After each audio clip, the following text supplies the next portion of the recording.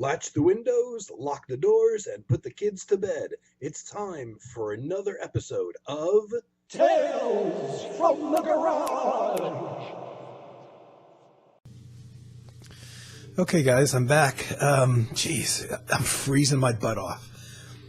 I might make this one unfashionably quick for me, simply because I am freezing. So, this may not matter when you watch this, but it was Thanksgiving a couple days ago, and we had an all-time cold Thanksgiving. I don't know, like 20-something degrees in this area. I think we hit a record or tied a record with 1901 for how cold it was. But now 2 days later, today's Saturday, we're supposed to hit 50 on Saturday at a high on Saturday, which is today, Sunday and Monday, and it doesn't feel like it's anywhere near 50 in here. Of course, I don't have any heat out here in the garage. I ventured out here, and I've been out here for a little while thinking that I might acclimate to the cold, but I'm still shivering. I don't get it. It certainly doesn't feel like it's anywhere near 50. So I don't know. It's late November now. I don't really anticipate us having much more of a warming trend coming in here. Probably not even as warm as today. However cool it is out, I don't think it's anywhere near 50 degrees. And not typical for me at all, because usually I'm sleeping at this time in the early afternoon, because my schedule is all screwed up. But it's early in the afternoon, and I'm out here filming, which I almost never do. I like to do it as a night thing, you know. But I know it's going to be even much more colder at night, so I'm not going to venture to do that. So I don't know. That would, and again, my video is freezing at times. I don't know what's going to happen. Because this computer is kind of old, and I've done my best to keep it going and not to store a lot of junk on here or have a lot of programs running on here, but I think it's kind of, past its prime. I'm just going to do some quick vinyl pulls here, and I should have brought a cup of hot coffee out here with me. I didn't even think of that. If this recording software had a pause button on, I would just pause it right now and go get a cup of coffee. But it doesn't.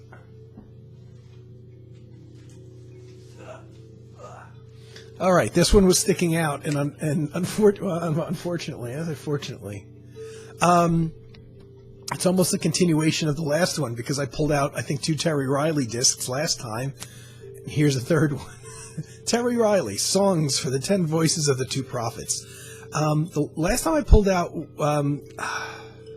it wasn't Persian Surgery Dervishes. I can see the cover and I forget the name of it. One of his better recordings, strictly on organ from I want to say it was from the late 70s or early 80s. The blue cover, I forget the name of it. That was a really good album that I said I didn't have on CD because it was paired quite expensively with a second disc and a 2-disc CD set. And you couldn't buy the 2 discs separately. This is actually the second disc that's in that set, if you take a look at my last video. This one isn't this one's a little weird. It's got 3 tunes on it. One called Embroidery, 22 minutes, and then the second side has 2 11-minute tracks on there. So it's 3 longish tracks. Terry Riley playing the Prophet 5 synthesizers, recorded in concert May 10, 1982 in Munich. And that's why the Songs for the 10 Voices of the Two Prophets. So it's a bit of a play on the fact that he was using then really one of the most high-end synthesizers around, the Prophet 5 synthesizer. This one has a lot of singing on it, and if you know Terry's history and his study of Pandit Pran Nath, I think was his name, his teacher, an Indian musician, traditional Indian musician, that Terry did a lot of, specifically, I think, vocal studies with. So Terry's not really a great singer, and this one is, not one that I would steer people toward. Forgive me, Terry. I would still listen to this if I had that double CD set with this on it. I would still give it a listen to it from time to time, because it's Terry. And Terry's one of our living legend musical geniuses. And really the best of the best. And he's written a lot of music that's over my head that I don't get, sometimes for many years. And so I continue at times to play those albums of his that I don't quite understand, along with the ones that I absolutely love. And what else could I say about it? I wouldn't put this in my favorites list. I don't know too many people that would, because most people are not so much into the singing. There's pretty much he's singing throughout while he plays the synthesizer keyboards. Still, I'm a little curious to hear this. I'm sure this is probably online on YouTube.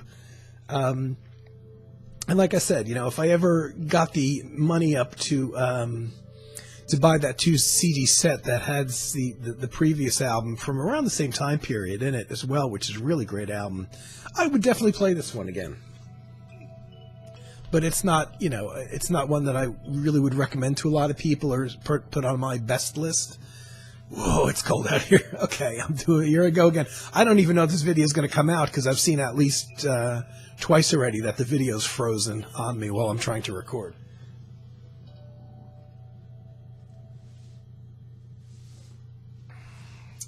Wow. Okay. Could we be going for another video with no ECM records?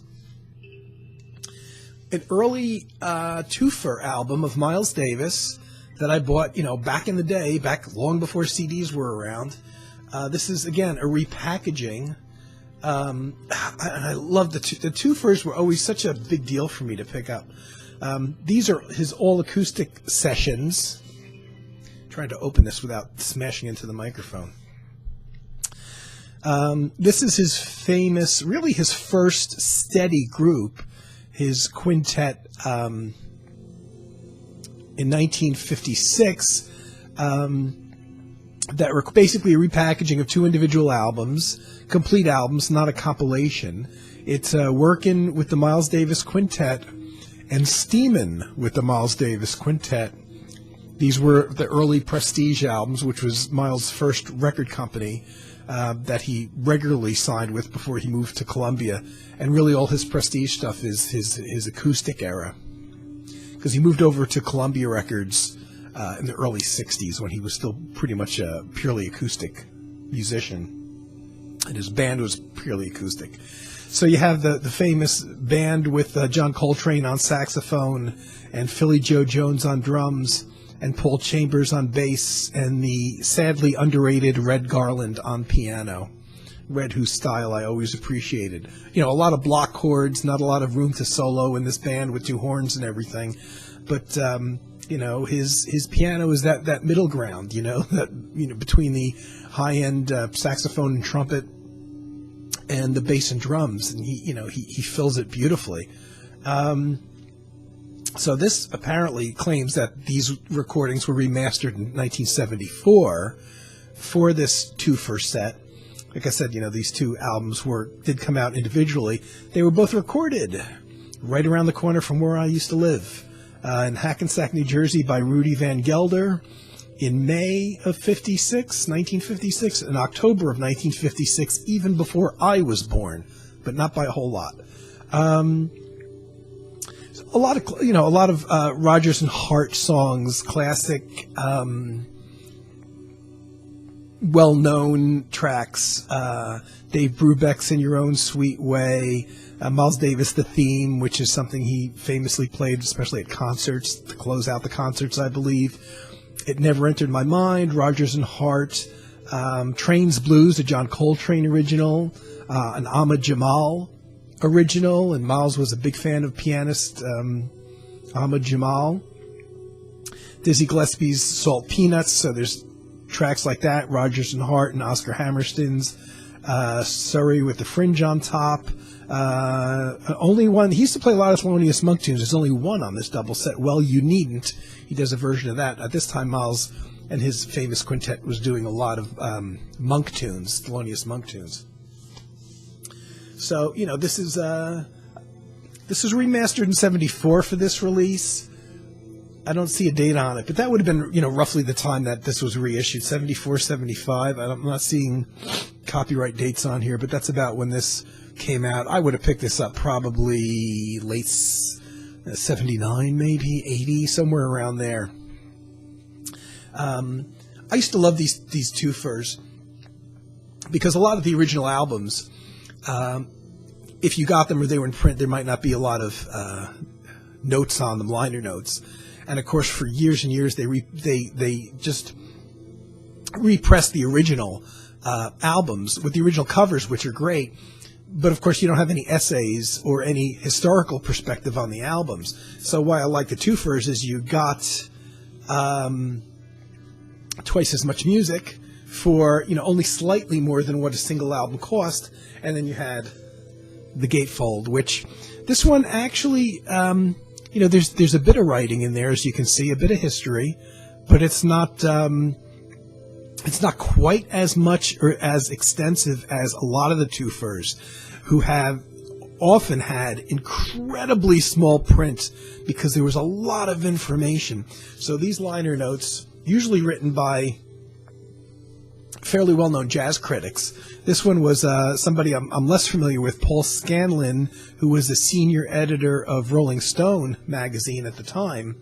And even though, he didn't date when he wrote this, this would have been written, around 1974 or 1975, the liner notes.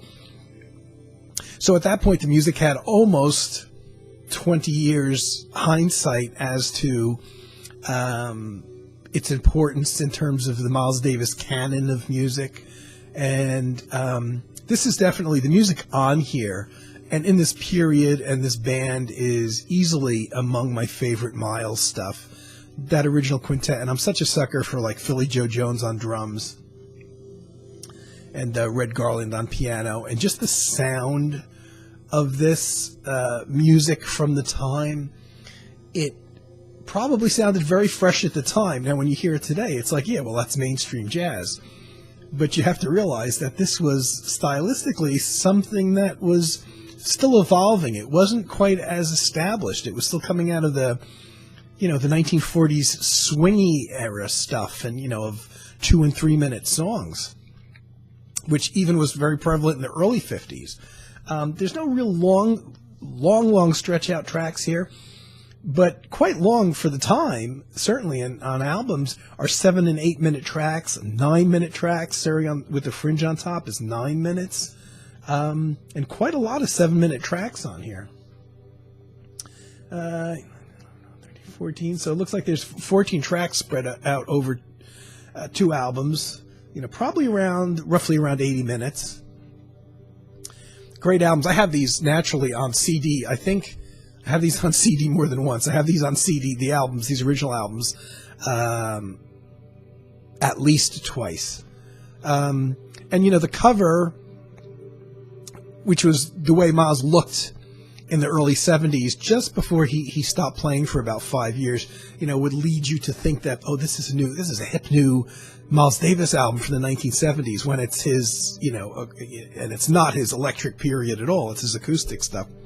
But that's what a lot of the twofers did. A lot of the twofers at this time, because he wasn't recording for Prestige anymore, which is the label this is from, was repackaging his stuff, understandably, and kind of making it look hip and modern, where I prefer the original covers, which capture an essence of the time stylistically, even with the print fonts and everything.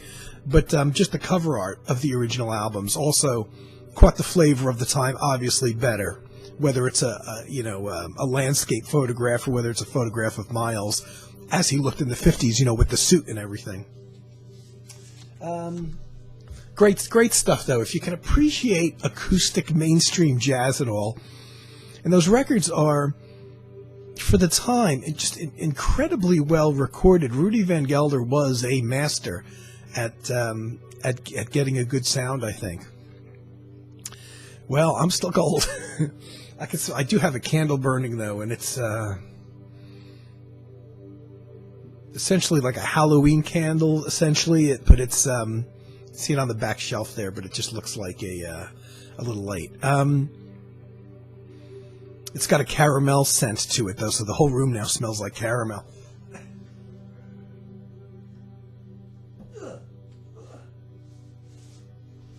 Wow, another one and no ECM, and another twofer. What can I say? Wes Montgomery Movin'. This is one of the... This might have been like the third or fourth album I bought by him, somewhere in there. Another great twofer album. This one's from Milestone Records.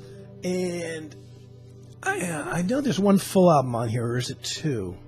Yeah, it's two complete albums. Sometimes they would do compilations, and sometimes they would do a reissue of a full album, and then the second album in the set would be a compilation. But this one is two albums, two complete albums, fairly well known. This is from his real jazz period. This is before he started recording, pop tunes, and before he started having any kind of orchestrations on his albums. And as a lot of his albums from this time period, again, this is remastered 77. That's when this twofer package came out of two individual albums, one called Moving Along and the other one called Full House, which are both fairly well-known albums. And again, now they're available separately once again on compact disc as two separate albums. Recorded in 1960. For I guess Moving Along, which is a live album, and 1962. Oh, also a live album. Didn't realize that. The first album is Wes. To me the live recording is not as rich as because I remember this well as some of his other recordings or studio recordings. You talk about 1960, and this is a nightclub. But he's got a band of Louis Hayes on drums. This is the Moving Along album. Sam Jones on bass. All these guys really well known. Victor Feldman on piano. And James Clay playing flute and tenor sax, which is fairly unusual. Wes did play with saxophone players and horn players, but not a whole lot on his own solo albums. And there's nothing wrong with James Clay's playing, but of course, he's taking a lot of the solo spaces on this particular album because he's a horn player. So yeah, I would rather hear Wes take those solos. So I prefer to hear Wes, without like a horn player.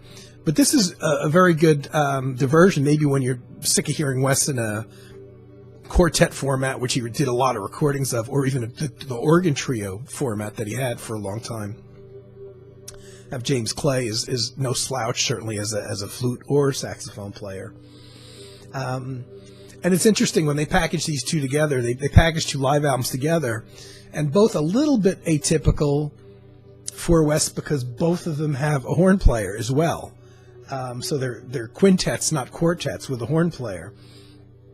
The second album, which is titled Full House, which is, I think, probably it's considered one of his better albums, actually, and one of his better mainstream albums, and it's probably one of his best known ones, I'd say. It's got a rhythm section that he worked with a lot. That was at one point, and I think at this point, actually, this would be 1962. I'm not sure they were still playing with Miles Davis.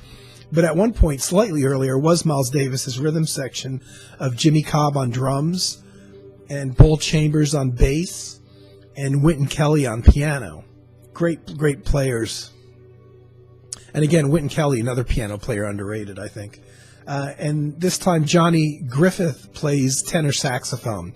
And again, it's a live album. The sound is good, but maybe not great, not quite up to the studio quality.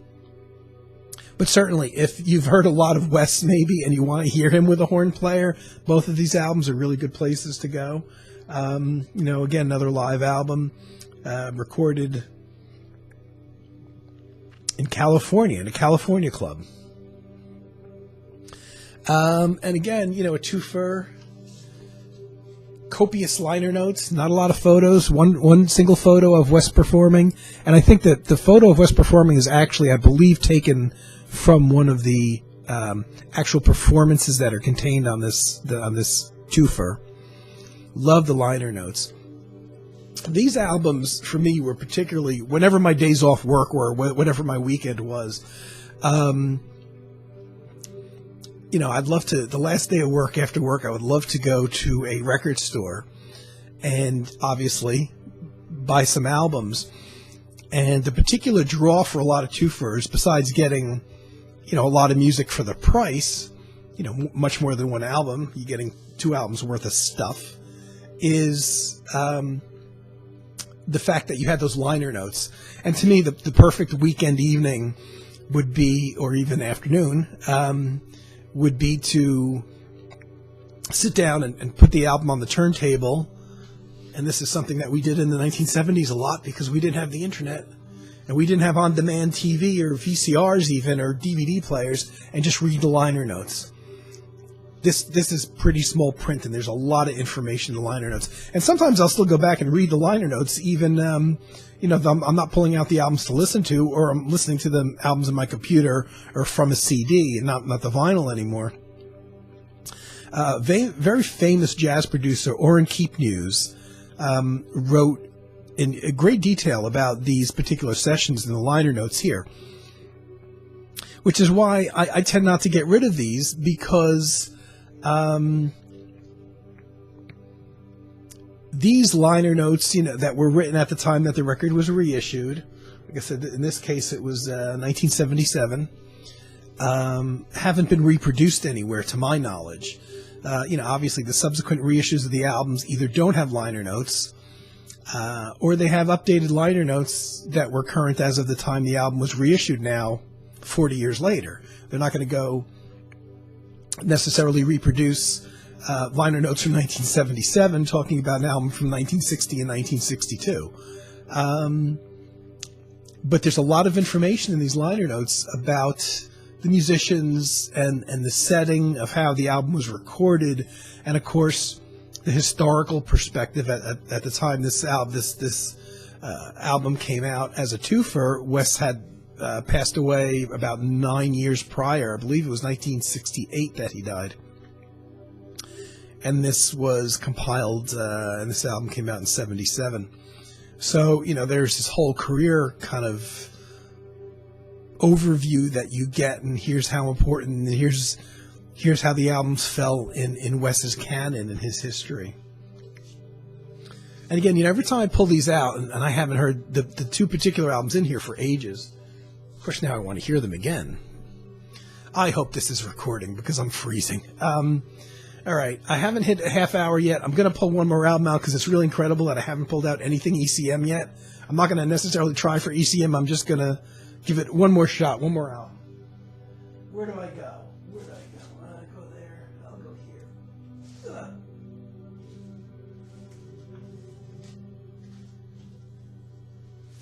here. I didn't pull out an ECM. Can you believe it? Here's one that I don't think I have picked up yet on CD, but I wonder if it's even in print anymore because this was on an independent label. On New Albion Records, this is much more in the experimental, semi-electronic mode.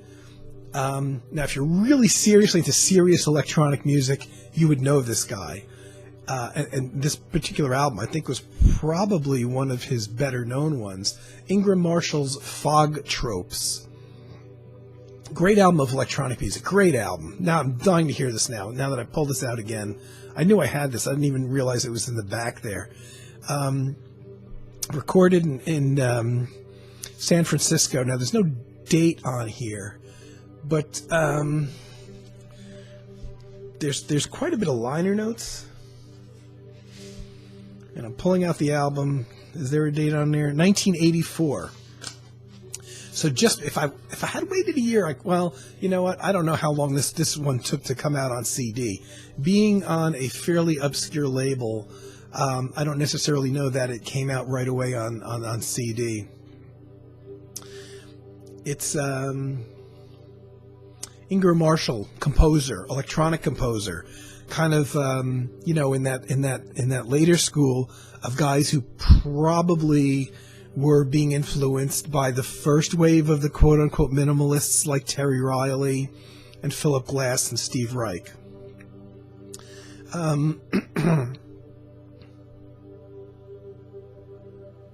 Essentially, it's one big piece, or two pieces. There's Fog Tropes, which is for brass sextet, foghorns, and other ambient sounds. The conductor is none other than John Adams, the composer. There's 2 trumpet players, 2 trombone players, and 2 French horn players. Now, you would think that it sounds like a brass band, but it doesn't, because they're playing very kind of ambient, long, sustained notes, kind of processed beautifully. Very, very beautiful, very, very much ambient music, I would say. And then the second piece, which actually starts on side 1, which is in 5 parts and then continues on side 2, is called Gradual Requiem. And it's got some mandolin in there, played by a guy named Foster Reed. And Ingram Marshall himself, the composer, playing voice, piano, and electronics. So there's different sections for synthesizer, mandolin, and voice, and then another section for piano, a type of flute and voice, and there's a lot of that. So there's a lot of acoustic instruments in here, but the way it's processed makes it sound very electronic, even though there's only one synthesizer in like 2. It looks like there's synthesizer in only 2 of the 5 parts of the album. But the whole album has a kind of ambient sheen to it. This is one that's been on my back burner for ages. Did I show the cover? It's been on my back burner for ages to go find a CD of this. And I don't know if I have missed my opportunity. And this is music best heard on CD. It's pretty quiet, as I remember. So it had a nice insert of liner notes as well, so there's something to read. And I don't actually know what's on here. This is one of those albums that, I probably played once or twice, and I copied it right onto cassette because I didn't want to ruin the vinyl, so the vinyl's still in really good condition. And John Adams actually wrote some liner notes here from 1984, and then there's a fairly detailed explanation of the 2 compositions, the title track, Fog Tropes, and Gradual Requiem.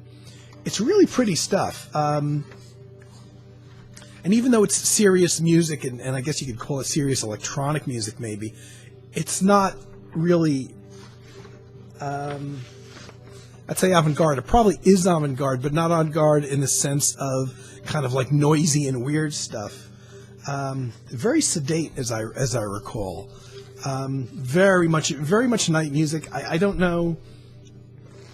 This is music clearly made to be played at 2 and 3 and 4 in the morning, before dawn, and not necessarily.